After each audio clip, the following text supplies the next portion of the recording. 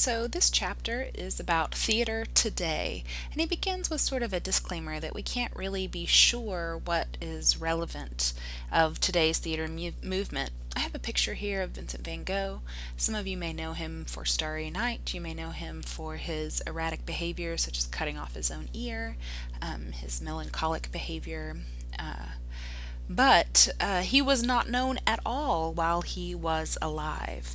He was very obscure. His paintings were seen as too weird, I guess you could say, but he came to great fame after he died. And this is sort of what happens often with art, because it can be appreciated long after a person is dead. And that happens occasionally in theater. You know, we studied the greats like August Strindberg, and they were noticed while they were alive, but they were suppressed and not considered necessarily, you know, somebody like Ibsen and Chekhov. They weren't fully appreciated during their lifetime. Their plays have been produced much more often after they die. But in general, the theater has the opposite problem of art. Something that is popular during its time may not survive the history books because it's not significant to the art form. If someone's just doing the same old, like we had many big stars in the Golden Age musicals whose name we quickly forgot because they were all doing kind of the same thing. They were all part of a big movement and kind of become lumped together. Even if we look at somebody like Eugene O'Neill, well, James O'Neill was very, very famous. He was the Count of Monte Cristo, and he toured all around the U.S., but he, in some ways, sold out and just sort of played the same role over and over again, whereas his son was an innovator, and he contributed to what we now call American theater. So we say this with a certain amount of humility, just to bring out the point that we really don't know what's important, what trends will last, and what trends will flop. And as such, I'm going to tell you some trends that I see, that I like, some authors that are my favorites, as opposed to Robert Cohen's favorites. For example, he talks about Peter Brook and how innovative Peter Brook was to stage these Shakespeare plays in their own way, and he lumps him in with modern theater, you know, which is a little bit generous considering he was really, really popular in the 60s. So I'm going to tell you about, you know, things that I've seen that I am impressed with. And then also I'm going to give you just a little taste of theater here in the Southeast to represent, because he leaves out the Southeast completely from his conversation about relevant theater. He talks about Minneapolis and Seattle and Chicago and New York City, of course, but he doesn't talk about the Southeast. And we have a lot of great theater to be proud of here in our area. And I say that, I mean, I don't know where you are. I can presume if you're taking a class at Motlow that you have some ties to Tennessee, but onwards and upwards. He also brings out the point, which I definitely agree, that a lot of museum theater is going on. And what do I mean by museum theater? I mean that we are retelling history with the costumes and the exact words that were written in the time they were written. And this is a way of keeping up the living history, and it is as informative as maybe going to the museum and seeing an exhibit. So we celebrate this kind of theater, and it does continue to preserve a ritual, if you will, of the theater community. Not that it's in any way innovative or new, but just in general, we are a pretty traditional art form in that we still honor our heritage. That's me there on the far left as a hippie in hair. And we bring up hair because in the 1960s and 70s, America went through an entire cultural revolution. We had a sexual revolution, we had a civil rights upheaval, we had just a general break in the conformity that was America. So whether you agree with the hippie mentality or not, you have to admit its change on our current state of affairs. So, Hair was a really important play, and of course, I've got a clip there for you to watch about how parents wanted to see it to understand their children, how people were handed marijuana right on stage. It was a very free form kind of loving theater. A lot of the theater of the 60s was very controversial. There were, like he says, people being sat on, people being bombarded, people getting in their face, and that's just part of the way that the culture was then. We were trying to wake people up, to change their minds, and we were doing it very aggressively. I say we, I was not born yet. So we want to take just a moment to look at what philosophers would consider the mentality of our culture. It's kind of really difficult to do because we're so much a part of our culture that to sort of dissect it and speak in generalities, I may say something, you may say, that's not what I believe, but as a culture at large, this is sort of our mentality, which is called postmodernity. And then the best way to describe the postmodern sensibility is to compare it to our predecessors, to compare it to our grandparents' generation, which is modernity and their sort of mentality. So modernity had a extreme allegiance to the idea of a truth with a capital T, a universal understanding of the world that is true in all nations, everywhere, for all people. Whereas postmodern thinkers tend towards the power of the individual, that truth is a matter of individual perspective. My truth may be different than your truth. I may have a different reality than you have, and what's right for me in my given situation may not be the same thing that's right for you. And each of us have our truths, and we're expected to be tolerant of each other's truths. For example, in our modern American culture, we have a general policy of tolerance for other religions. So you can't attack someone else for their religion because it's expected that we have a certain amount of tolerance. Whereas if we look at, the War of Roses, the Protestants are killing the Catholics and the Muslims are invading, and that was not a environment of tolerance. That was a place where you could get burned at the stake for telling people you were Catholic. Modernity tends to understand the world as logical. For every action, there is a reaction. For every behavior, there is a punishment. Whereas postmodernity tends to be less fatalistic. Postmodern thinkers think of what happens to us as arbitrary and random. So somebody gets cancer, it's not because they deserve it, it's not because it's their fault. The person gets cancer because c'est la vie. That is the world. People get cancer. Whereas modernist thinkers, particularly Enlightenment kind of thinkers, would have looked for a root cause and used the scientific method to sort of dissect that situation and fully understand it. Whereas postmodern understanding embraces the chaos and the mystery of our world a little bit more.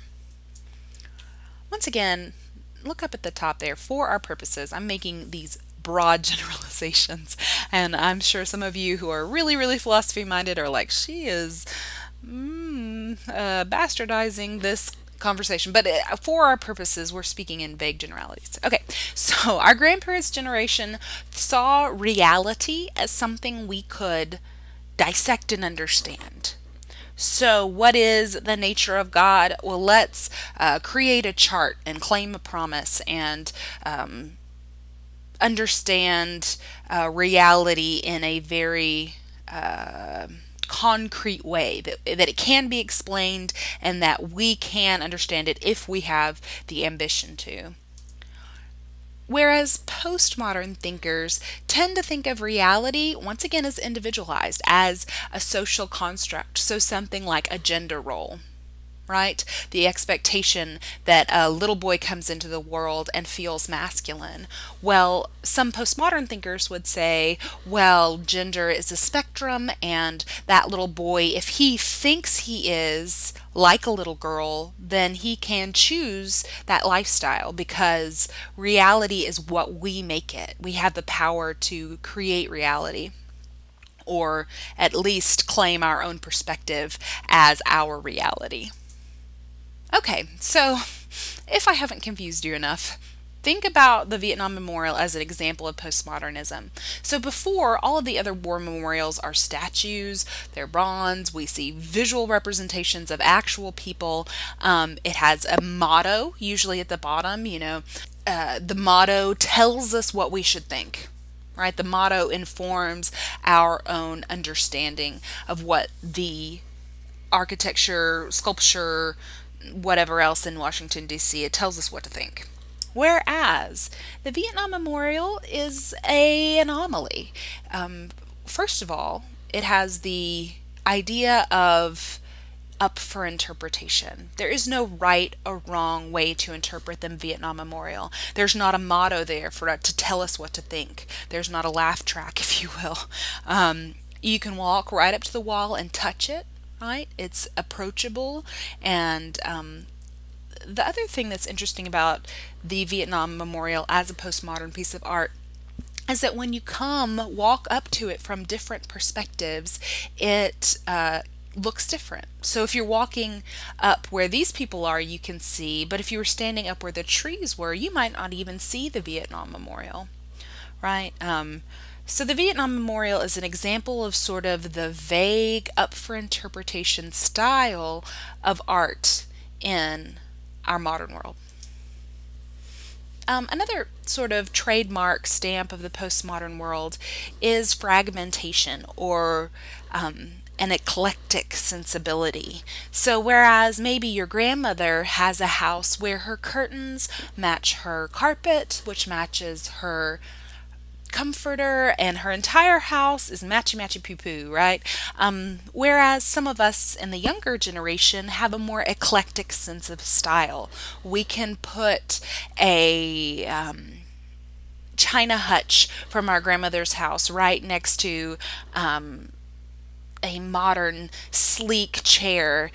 We can put that old-fashioned armchair right next to a steel bookcase that has an industrial feel, and that sort of eclectic, all thrown in together, almost hodgepodge sort of art form is very eclectic. It's very postmodern as its sensibility, and some of that comes from our stimulation in the communication age. It's not unusual for us to have a screen that we're looking at like this. There's a ticker going on the bottom, there's the Dow, it's split screen, so we're watching one person talk and the other side has maybe a completely different story. We're listening to our iPod while we're also watching TV. We have this eclectic lifestyle of overwhelming information, and we're more accepting of all kinds of images that come in as postmodern, and we're more likely not to try to make sense of those images and make them work together, but rather to accept the juxtaposition of those two images next to each other. Because in our minds, a china hutch right next to a steel bookcase, we like both of the things, and we don't have to necessarily make them go together. We can just accept the juxtaposition and enjoy it. We see the same elements of eclectic form in a band like Girl Talk, or a hip-hop artist who splices in songs that are not of the same genre that they are, and the fact that they use clips from maybe a 1960s song and fit it right side by side with rap lyrics has a sort of kitschy quality that is charming. And once again, we don't try to make sense of the juxtaposition, we just accept it for being fragmented as it is. All right, so we're moving into what is theater as a postmodern art form. This is Urinetown, fantastic show about having to pay to pee. So it's in this sort of police state. It's in this sort of futuristic a place where people, there are no longer the financial resources, and capitalism has gone to an extreme where people have to pay to go to the bathroom. And if you get arrested for peeing in the street or something, you could be executed on the spot. It's a like I said, a tyranny, a police state. So it makes a strong social statement, but it's also just a really fun and quirky play. With a lot of unexpected lines. And some of those unexpected lines have to do with admitting the simulation that is the theater. Remember, we talked about breaking the fourth wall when Ferris Bueller turns to the camera and says they bought it. There's a sense of theatricality there, and admitting that we're doing theater and admitting that this is fake. Well, the same sort of Brechtian things are going on in You're in Town. One character turns to the other and says, "Isn't this the part where you tell us the story about," and the fact that they even comment on the audience actor relationship is an admission of the fact that it's a simulation. So it's a lot more playful postmodern theater in the relationship between the actor and the audience. This is Alan McCullum. He is a famous Scottish playwright. Let's start over. This is Alan McCullum. He is playing Macbeth and Lady Macbeth here. If you know anything about him, he is very vocal in the homosexual community, and he is a fantastic actor, Shakespearean actor particularly. And this ambitious project, he plays everybody in Macbeth, and he plays them from inside of a psychiatric institution. But this just speaks to a trend I'm seeing in, and also that Robert Cohen is seeing in the world about typecasting and casting against type, So casting a boy as a girl and a girl as a boy, and even casting one person to play both a boy and a girl. So there's just a sense of androgyny and not limiting a person only to their gender, and only saying you can only play this role if you have the gender to play it, and kind of looking past gender. Someone like and of course in Shakespeare's time, Lady Macbeth would have been played by a woman. But now watching a man transition from playing this harsh general to playing this wicked queen, it's got to be quite a show, and I would wish I could see it. I'm sure it's lovely. He is a very sensual person in general, but he does maintain a sense of androgyny.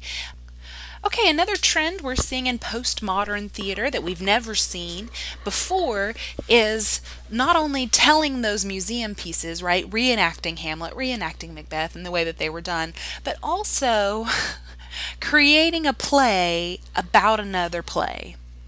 So if we see this in like mainstream culture, you might think about Abraham Lincoln's Zombie Killer, or kind of taking these old classic pictures and putting a modern twist on them, or retelling them from the modern sensibility. This is one of my absolute favorite movies. If you've never seen it before, Gary Oldman is absolutely hilarious. And what Tom Stoppard does in Rosencrantz and Guildenstern Are Dead is he takes these minor characters in Hamlet, Rosencrantz and Guildenstern, and he puts them in the real time of the play. But when they aren't in the scene, he has them hanging out in, presumably, Hamlet's court. So, for example, the show starts and they're with Hamlet and they do the exact lines that are in Hamlet. And then Hamlet goes off and continues in his story. But Rosencrantz and Guildenstern are sort of just waiting around for their next scene, and they kind of tell each other riddles and they kind of play games, very similar to Waiting for Godot. They kind of amuse themselves and talk about, I wonder what Hamlet's doing. But it's not that plot-driven Aristotle style. It's not that decisive, we're here for a purpose and we're on the track to getting to our purpose. It's much more meandering and playful, and then Hamlet will show up again and they have to sit up straight and play their parts, and then Hamlet leaves and they kind of go back to fiddling and making paper airplanes and playing. And then, of course, they die at the end. Hamlet has them, I think, beheaded. So it does have kind of a grim ending there. But it's a comment on many different things. It's a comment on our perception of history, told through the eyes of the sovereignty. We talked about this. Who are Rosencrantz and Guildenstern, and why didn't Shakespeare create those complex characters for the poor or for the less noble? Why didn't he have three-dimensional characters there? There's even moments in Rosencrantz and Guildenstern where they get confused about who is Rosencrantz and which one of them is Guildenstern. And so it's a kind of a question of identity there. Who are we, and what is our purpose in this story, which paints a more postmodern picture of the world, where we're less certain and we're more humble, if you will, about our own destiny or our purpose, or if purpose is even something that we can attain. This is Proof, which is just a beautiful play. You see here Gwyneth Paltrow and Anthony Hopkins. They were in the movie version of Proof. Anthony Hopkins plays a father who is currently kind of in a Anthony Hopkins plays a famous mathematician who has subsequently gone into a mental health plummet. For example, the first opening scene, she finds him outside in the snow without a jacket, rambling on about creating equations based on the trees and the stars. I mean, he's just completely lost touch with reality. So Gwyneth Paltrow's character as his daughter brings him in and takes care of him. But then in the meantime, we find out that Gwyneth Paltrow herself is a mathematician and suffers from some of the same mental illness problems that her father has. But the most interesting thing that I find in Proof is the sense of timing. In most plays, we start at the beginning of the story and it happens in real time. The series of events happen. But actually in Proof, we find out at the end of the first scene that this conversation she's having with her father is the conversation with his ghost. And then when we go to the scene where they're outside, we understand that as a flashback. But the author doesn't bother to sort of have any kind of transition or slide come up. He just switches back and forth between flashback and memory and ghost and real time without any sort of clear transitions. And this is probably attributable to our sense of film and the way that film has frequent flashbacks. We're a little more used to distorting time. And he brings up in the book that Harold Pinter, famous British author, remember we talked about him and his use of pause, the Pinter pause. He has a play called Betrayal that starts at the end and then goes back to the beginning. And so it's a story told in reverse. And when it came out in the 60s, that's all people could talk about was the reverse time. But when Proof came out, none of the critics even bothered to mention the sense of distorted time, because in our modern era, it's so common that it's not even worth mentioning. When Pinter did it, it was revolutionary. But by the time we got to Proof, it was different. One of my favorite plays is The Last 5 Years by Jason Robert Brown. It's a musical about a 5-year relationship between a man and a woman, and they get married and divorced in that time.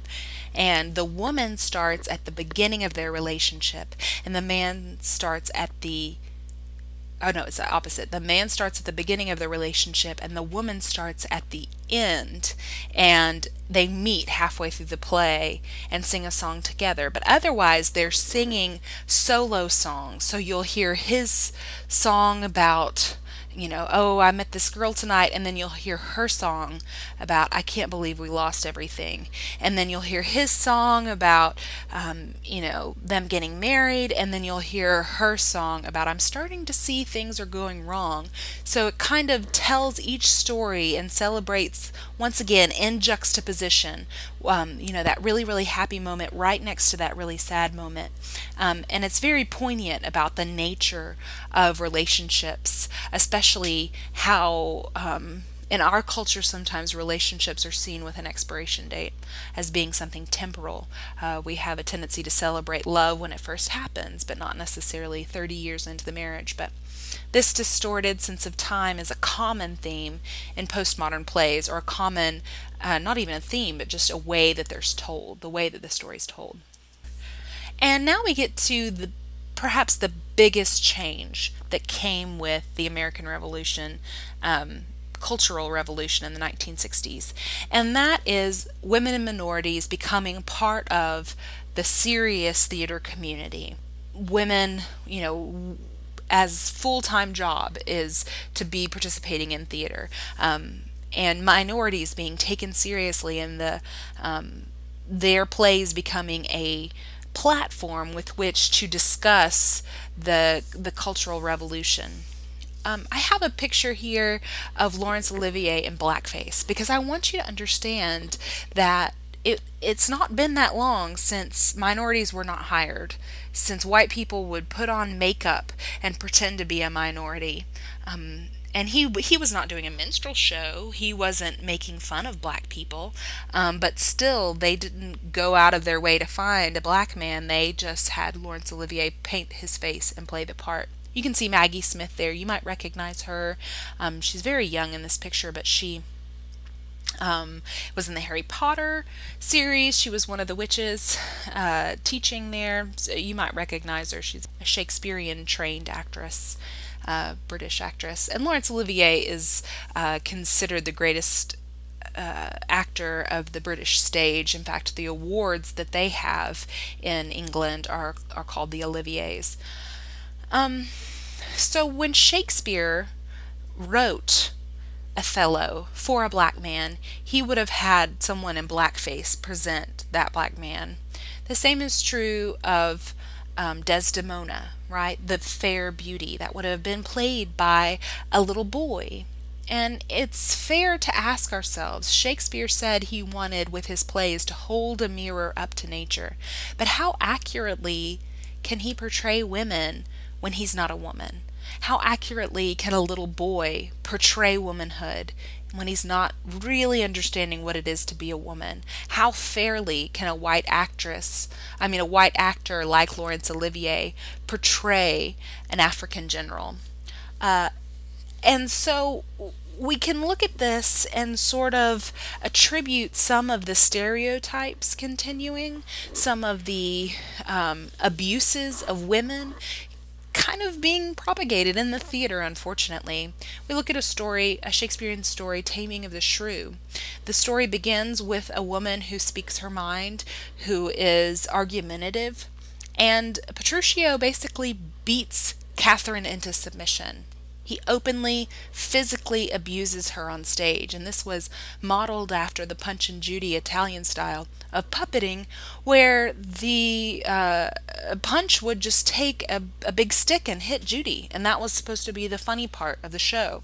And the end of Taming of the Shrew, Catherine has submitted, and she's no longer argumentative, and she will bow down and kiss his feet, and that's the happy ending to the story. Horribly misogynistic, horribly one-sided, horribly demeaning to women. And I don't think any self-serving woman would have played Catherine at the time in the way that it was presented then. And now it's presented differently. I even heard recently about two men playing the role and sort of actually depicting that violence that was done in the original stagings, and how it changes the dynamic and brings to life the themes of the play. So I asked you to watch those videos from different leaders in different minorities and their perspectives. Of course, we talked about August Wilson and the way that he wants to tell the history of the African American experience. But let's get into a few of those minorities. So this is The Tempest, as told by Julie Taymor, which you've already heard about her. She did Spider-Man Turn Off the Dark, and she did The Lion King, the Disney version. But she turned one of the male roles into a female role. Once again, there just aren't a lot of women roles in Shakespeare's plays. they are predominantly male.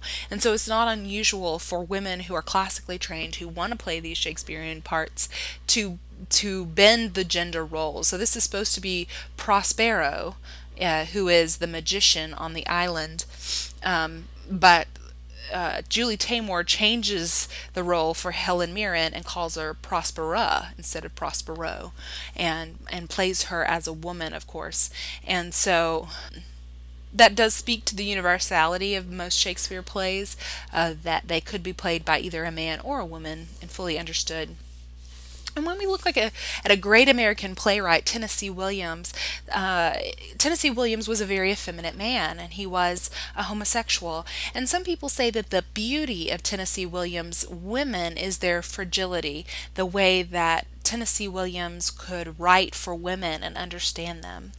But then other feminists have stood up and said, the way that Tennessee Williams projected women in the 40s as a little bit manic and a little bit frail is kind of derogatory towards women in general, and can be a broad-based stereotype that we don't want to endorse. So there's a lot of going back and looking at the classics, such as Shakespeare, such as Tennessee Williams, and asking ourselves, is this depiction of women accurate? And if it isn't, what in their historical day would make them think that?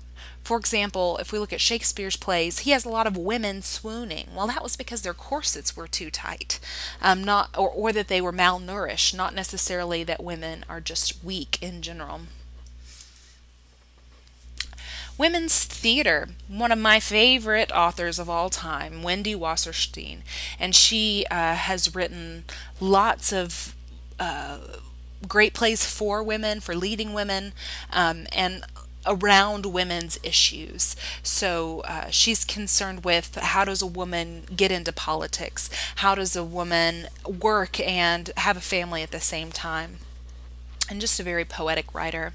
This is Lynn Nottage. It's mentioned in your book, her play Ruined, which is actually about these African women and the mutilation of their vaginas.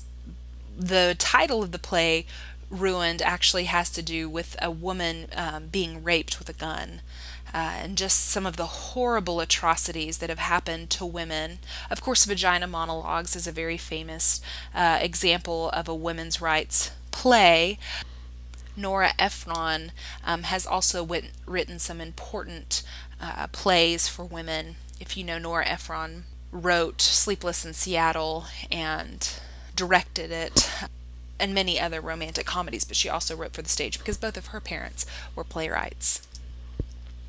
African American theater has become a substantial art form, and primarily by African Americans, but also for other African Americans. This is Raisin in the Sun.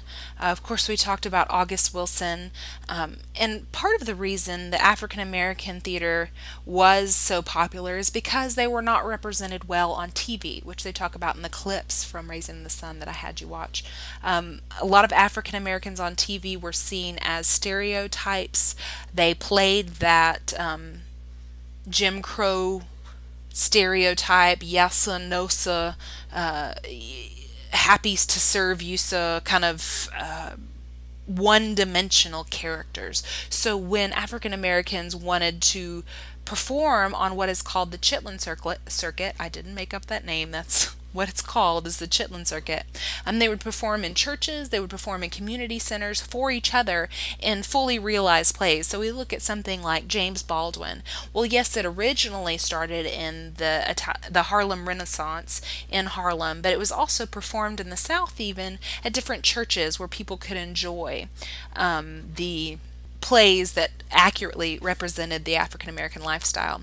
We look at a modern playwright like Tyler Perry, a lot of the same traditions that he's followed in the Chitlin circuit are not new, but he has popularized them and is now a millionaire because he has the formula worked out.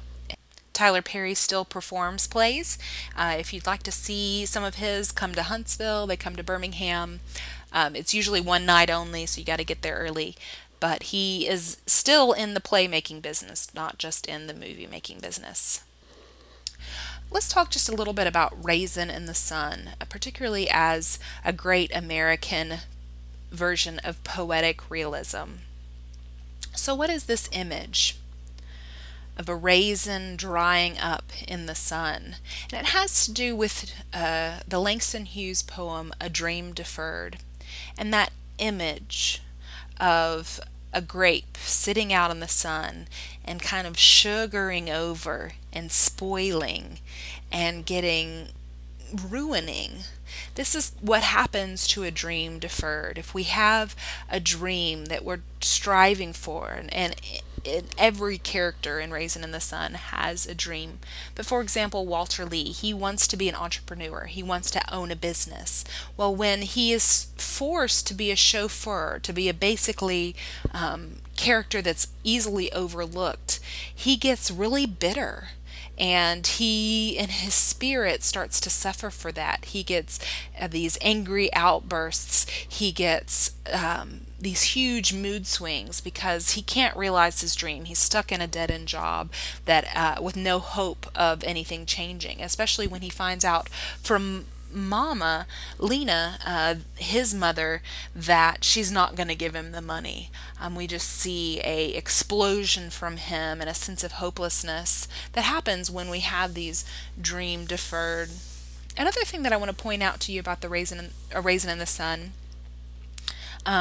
if you've never seen the movie, I highly recommend Sidney Poitier version, or the most recent with Phylicia Rashad and the picture I just showed you here of this cast is really, I think, a fantastic play as well. John Stamos plays the only white guy in the show, if it's not pictured there. As they talk about in the clip, Raisin in the Sun is an important example of commercial success and how commercial success can equal legitimacy in America's eyes. And unfortunately, that's just, kind of our currency. If it makes money, then maybe it's art. Let's take a closer look at it. And it's such a shame that Lorraine Hansberry died young. She has another fantastic work of art called To Be Young, Gifted, and Black. And we really lost a treasure, her dying young. And she got a lot of things started in the African American movement and brought a lot of things to the forefront for white audiences to start to digest and understand. So there's a lot of Latino American theater going on. I love those examples from the book about the border states and how a lot of the theater is happening half in English, half in Spanish. I would be completely lost. I don't speak Spanish. But the California theater, teatro, and the farmers coming together, man, what a wonderful story about avoiding kind of this bourgeois elitist theater that we think of in Broadway in New York City, and having community by the community for the community, a down-to-earth theater telling its stories. It's just fascinating. Latino American theater tends to have a lot of imagery, strong imagery, Nilo Cruz and the Madonna showing up on stage, and Real Women Have Curves is just a fantastic question about what is womanhood and what does it mean to be Latino and woman, or Latina, I guess. I've also seen trends in Latino American theater of sort of a visceral quality, maybe a more violent machismo kind of sensibility of some of their plays, which I think, I kind of have a dark sensibility to me. I kind of like that twisted or violent kind of theater. Of course, Lorca is a very famous Spanish writer, and they were saying that some of the California plays are still carrying out Lorca's original works. Blood Wedding is one of my favorites, and they're very, very poetic. They read just like poetry, but still have a very engaging, fanciful, and imaginative storyline to them. This is John Leguizamo. John Leguizamo started off as a actor at NYU. He had a very famous instructor there who died the day he started classes, and makes several jokes about that. But he has a one-man show called Spicorama. I didn't come up with that name once again. I'm not calling anybody anything, but the title of his play on Broadway was Spicorama, and he would do impressions of different Latino stereotypes. So he plays his mother in drag. He plays a Shakespearean sort of Latino who wishes he was white. He plays an ex-military character. And I think one really important distinction with this John Leguizamo play is that it is funny, but then it also has some real tinges of serious and a lot of pain in the story. It's really beautiful. If you've never seen it before, MTV did a recording of it. You can watch it on YouTube or Hulu if you have Hulu, or at least as I'm recording this, it's on Hulu. I'm not making any guarantees here. But John Leguizamo is a fantastic film actor. You might have seen him in Romeo and Juliet. You might have seen him in Moulin Rouge. He is the Sloth in Ice Age. He's a very talented and gifted voice actor and character actor. I'll be interested to see by the time you're listening to this lecture what new projects he's challenged himself to do. Asian American Theatre. Now, you watched a pretty substantial clip about David Wang, and this is his play in Butterfly. So I don't want to go into too much more detail because, like I said, you've already watched a pretty substantial clip, but just suffice it to say that Asian American theater is going strong. There are a lot of important ways that the Asian art form is blending with the American art form. Part of my training was Tadashi Suzuki's methods, and he and Peter Brook collaborated on a lot of Shakespeare. And so Tadashi Suzuki, as a popular training method, has really popularized the No theater and the Kabuki theater in the American West mentality of what is theater in a way that I didn't see when I first started undergrad. It's only since my grad training that I've sort of noticed how often these Japanese works are being brought up and being brought into the Western sensibility. And as we just become a more global culture, right, we have a more eclectic sensibility and ownership over, Japan's plays than we maybe had 50 years ago. Gay theater. This is a clip of Rent. You may have seen the movie of Rent, although it's much more powerful live. I hate those rock operas when they try to record them like Mamma Mia. It just didn't work for me because those close-ups while someone's singing at the top of their lungs, it's just too intimate of a shot for a rock ballad. But this is the original cast. You can see there's a transvestite man with another man. That is a gay man, and the transvestite actually dies. I'm sorry, the man that is with the transvestite actually dies of AIDS during the story, which is very pertinent to this time. You hopefully watched that clip that I had about just a sweeping of AIDS through the theater community and New York City in general. That was highly unnoticed and not talked about despite its crippling disease.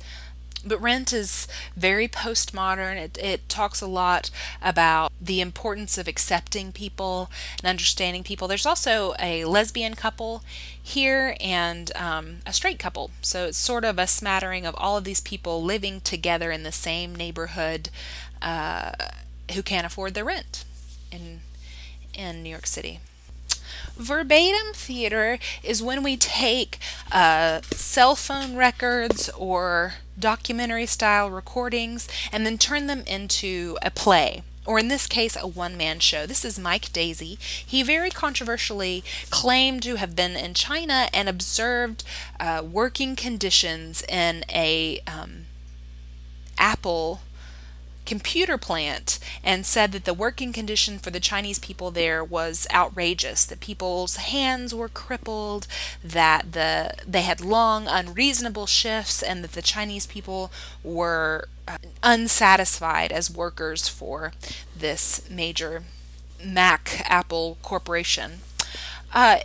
Only after this Mike Daisey kind of went into the mainstream and did all of these interviews, particularly with NPR, did it come out that Mike Daisey was just fabricating. He was lying.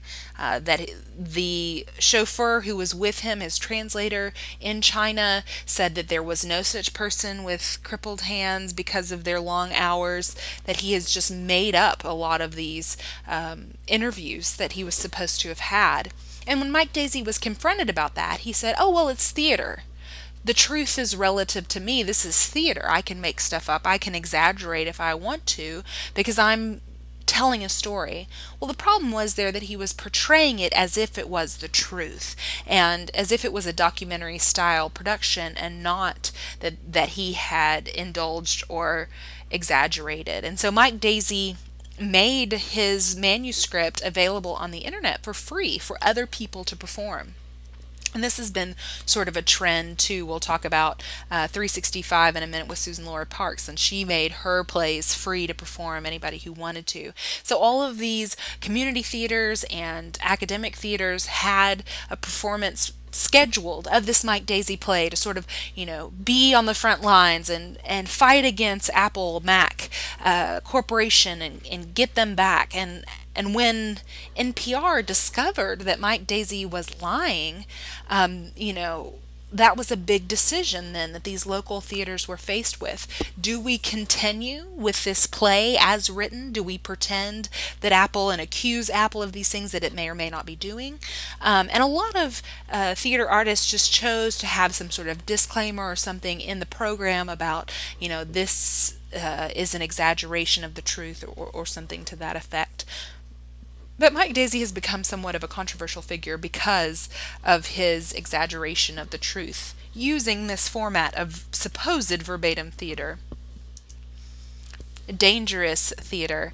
As I already sort of confessed, I have an affinity for sort of the raw or sometimes violent. Sometimes they can just feel more meaningful. This is a Martin McDonagh play called The Pillow Man, and the man in the blue shirt there is an author. And the author writes these stories about ways that children die. And one of the ways, for example, is a little girl eating an apple that has a razor in it, and it slices her insides and she bleeds to death. Well, his brother, the guy in the red here, has been abused as a child. He is not as smart as his brother by any stretch of the imagination. And he's been taking those stories that the guy in the blue shirt wrote and acting them out. He, like I said, killed a little girl by forcing her to swallow a razor blade. And so then the question becomes, how much does the guy in the blue shirt have a responsibility? He was the mastermind. He was the one coming up. Now, of course, he didn't have any intention of that being acted out.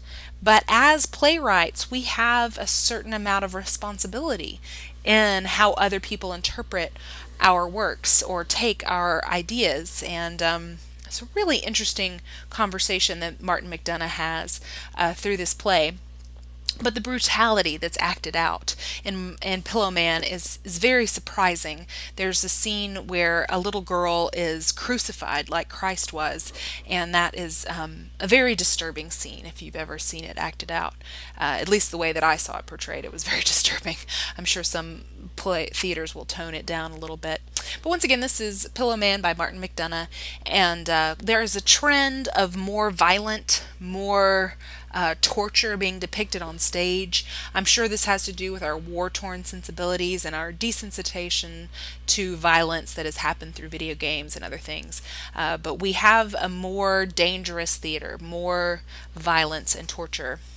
And now, violence and torture is nothing new to the theater. If you look at a play like Titus Andronicus, people are getting their tongues chopped out and their hands chopped off, and but that was a trend back then that sort of died out. Of course, through the Romantic theater, nobody was getting anything chopped off, and now we've come back to that in our war-torn modern time.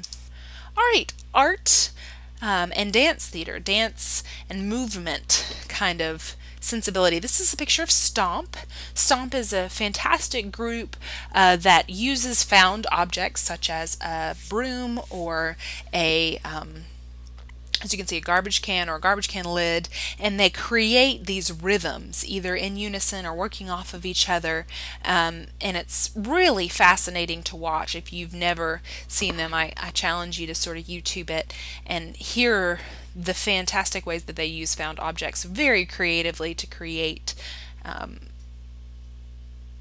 these dances. The Blue Man Group is also kind of in the same vein, very rhythmic, using their bodies to tell a story, as it were.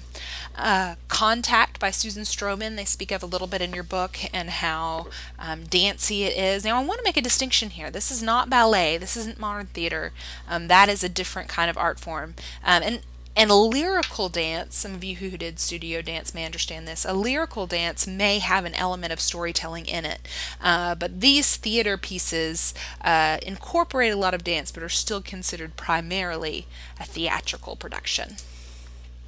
This is Whoopi Goldberg as herself on Broadway.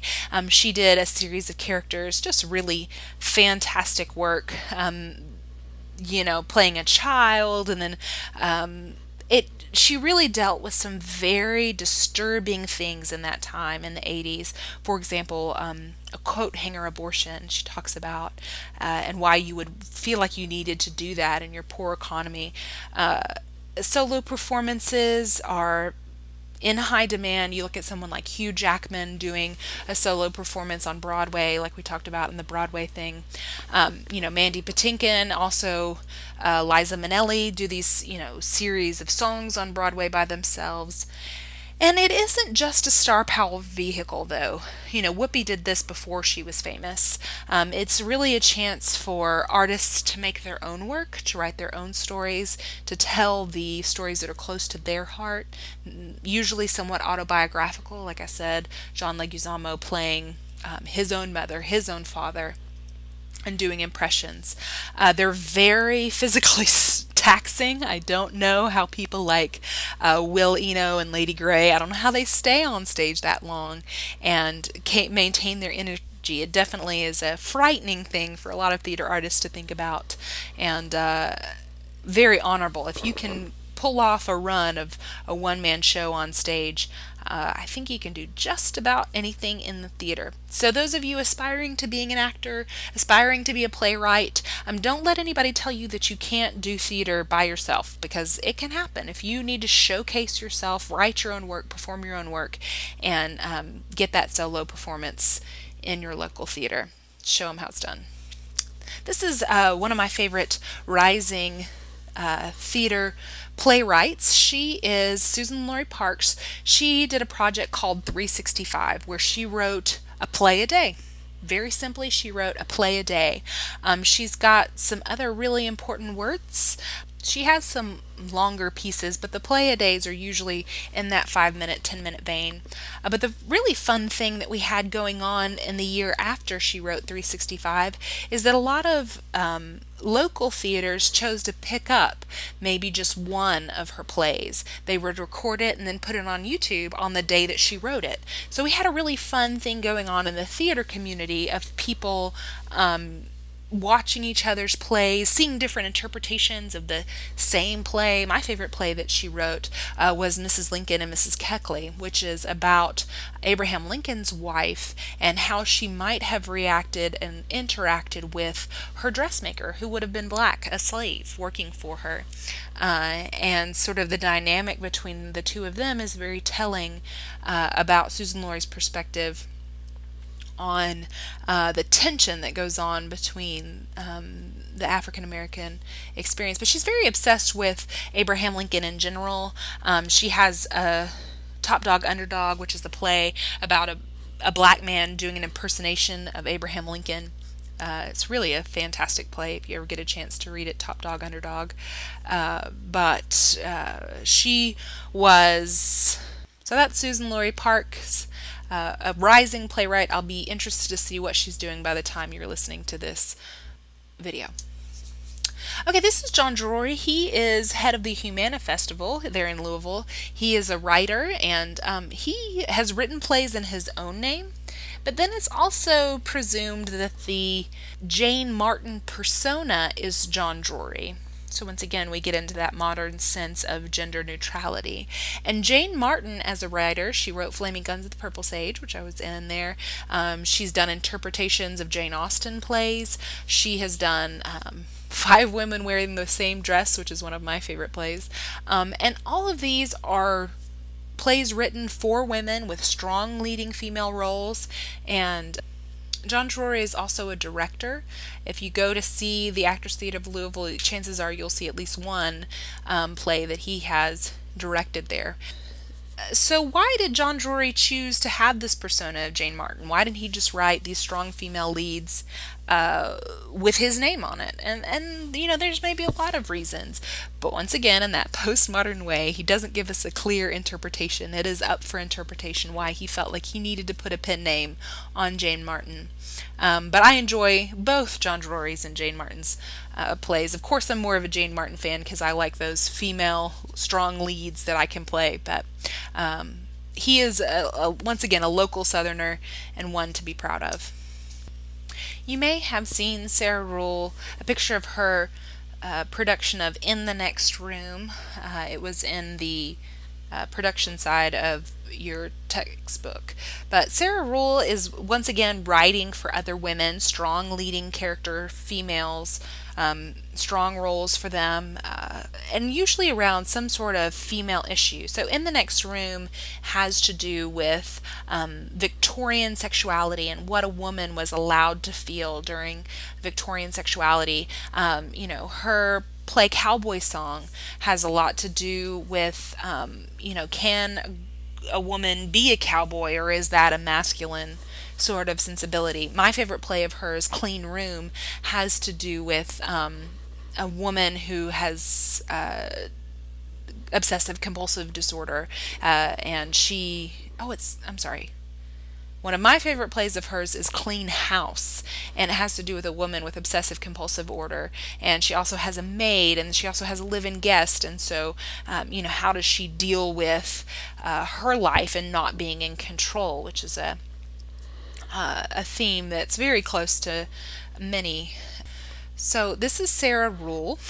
She has written many of these same strong female roles. She has written a very successful version.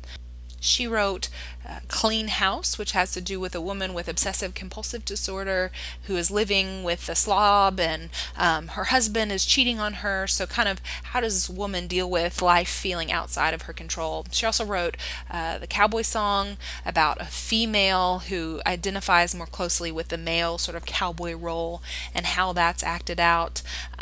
She wrote a play called In the Next Room, which is about female sexuality in the Victorian age. So she is a really exciting playwright to watch, and I'll be interested to see, once again, by the time you listen to this, what other fantastic works Sarah Ruhl will be using to champion the cause of womanhood. Okay, so I just want to tell you about a couple theaters that are interesting and representative here in the South, because once again, he left us out, man. He completely ignored the entire Southeast, which was completely unfair. Atlanta, Georgia has some great theater going on, and that has to do with the decentralization of communication. Doesn't that sound like a fancy word of saying it? The decentralization of communication. So it used to be, if you wanted to record a film, a movie, you had to go to LA. There was no other place to record movies. But now we have recording places in Atlanta. You know, there are voiceover work available to do in Atlanta. There's Shreveport. Shreveport is a major city, has some great sound stages for recording film. Also in New Orleans, there's some sound stages there where films are going on, and North Carolina. the decentralization. Filmmakers are finding that it's cheaper to film a movie outside of LA. And so as that decentralization of information goes on, we're hearing podcasts, we're watching YouTube videos of people who aren't celebrities, who are becoming famous, people like Taylor Swift, who become popular on YouTube, who create a big web base and then sign a recording career to a major label. So it's sort of a reverse sensibility like we've never seen it before. So as we have that decentralization of communication, we have more great theater going on in big cities around the Southeast. A big hub is Atlanta. So if we look at a theater like the Alliance, the Alliance has staged a lot of big musicals and plays that have been moved to Broadway, such as Bring It On. Alliance is a very credible regional theater. But another fun theater is Dad's Garage. If you're ever down in Atlanta, I highly recommend it. It's more of a comedian type place where there's a lot of improv theater and improv sports going on. Very goofy, outlandish sort of comedy, which is the kind of comedy I enjoy. You might think it's a little silly. Think in the vein of Saturday Night Live. If you don't really like Saturday Night Live, then you're probably not going to enjoy Dad's Garage. But there is an open bar. It's a younger crowd. Really fun theater going on there. On a completely different note, there are quite a few theaters representing a particular faith. For example, the 80 Players in Houston is a Christian theater that Jeanette Cliff George founded, and she writes the plays, direct the plays, and she played Corrie ten Boom in the movie and kind of came to faith that way. So it's interesting to see how theaters are now being used to tell the Christian story again, as it did in the medieval times. And we live in such an entertainment-based age that a lot of churches are incorporating more sketches. If you have been into Smyrna, where the Motlow campus that I teach at is located, Lamplighter Theater right down the road is a Christian organization that does regular plays, and they use that as sort of a ministry outreach. So that's just an interesting trend. Sort of that schism between the theater and the church may not be there as much as it was in the past. Fringe festivals. This is particularly the Scottish Film Festival in Edinburgh, but there are lots of international fringe festivals where people get together and see what is kind of theater is going on the other side of the world, and that of course makes our theater community smaller, and we start to rub off on each other more. You can get an earpiece and hear a translation. I would love to go to the Edinburgh Fringe Festival, and if anybody wants to pay my way, I will gladly take them up on that. So your book goes through and gives you sort of an exhaustive list of some famous theaters, some famous national theaters. I don't really feel like we need to cover that in a very formal way because it is sort of just a directory. So if you're ever going to London, they'll tell you what theater to go to. But in general, theater today is worldwide. It's exciting. There are new things happening. It is characterized as postmodern. It represents all people, very egalitarian. We represent minorities. We represent women, and hopefully we represent it in a meaningful and truthful way, which creates change in our world. Most of us who are in the theater arts, we're in it to change the world, as optimistic as that may be. Once again, thank you for listening.